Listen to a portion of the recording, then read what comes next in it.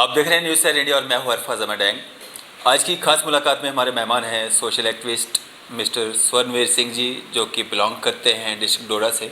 Sir, स्वागत है आपका न्यूज़ सैर इंडिया में। धन्यवाद सर। सर, आज मेरा बेसिकली आपके सामने आने का एक मकसद है। वो मकसद ये है कि हमारे जम्मू एंड कश्मीर में, जैसे कि आप सब जानते हैं कि बैक टू विलेज 3 चल रहा है जी।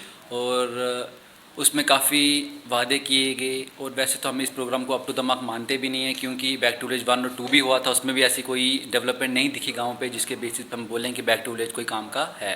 लेकिन साथ में इसी दौरान हमें एक चीज़ सुनने में आई जो कि कहीं ना कहीं हमारे लिए एक फ़ायदे की बात थी, खासकर गांव के लोगों के लिए खासकर ये एक फ़ायदे की बात थी। वो ये थी कि गांव में पंचायत वाइज स्पोर्ट्स एक्टिविटीज़ को बढ़ावा दिया जाएगा। उसके लिए गवर्नमेंट ने 20,000 रुपया पर पंचायत दिया।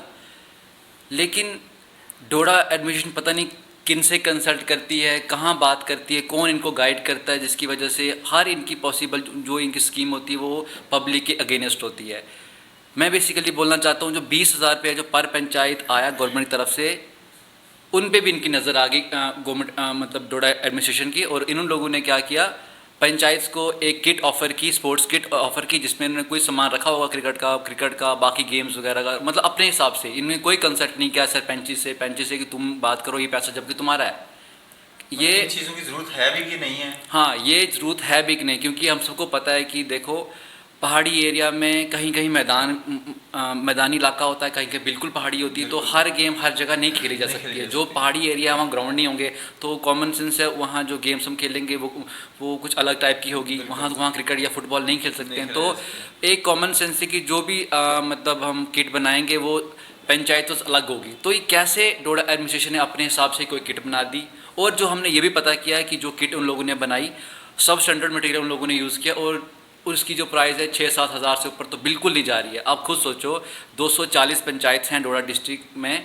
अब सोचो कि अगर 12-13 हज़ार भी पर पंचायत ये निकालते हैं तो ये कितना बड़ा स्कैम है। 20-25 लाख के आसपास का स्कैम है। तो कौन इसका जिम्मेवार है?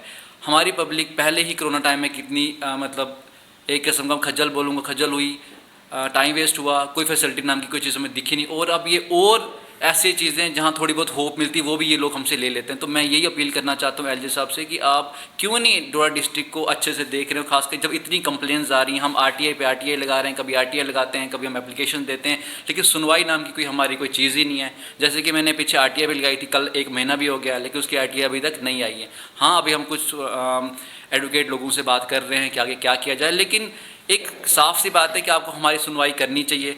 लेकिन मैं इस मुद्दे पे इतना नहीं आऊँगा। मैं खास सिर्फ यही बोलना चाहूँगा कि जो स्पोर्ट किट्स में जो ये धांधली हो रही है वो नहीं होनी चाहिए, और डोडा डीसी को भी इस चीज़ पे देखना चाहिए, और खासकर एलजी साहब को इस पे देखना चाहिए कि इतनी कंप्लेंट्स क्यों कर रहे हैं लोग। तो और एक मैंने वीडियो और भी देखी थी श्रीनगर साइड से भी, वहाँ भी लोग इस चीज़ का अपोज करें। तो इन शॉर्ट ये जो स्पोर्ट्स किट्स बन रही हैं, ये इस पर एडमिशन का कोई रोल नहीं होना चाहिए। सरपंच को अपने हिसाब से काम करने देना चाहिए, क्योंकि उनको पता है कि कौन सी गेम कहाँ खेलनी, उसके हिसाब से उनको पूरा काम करने देना चाहिए।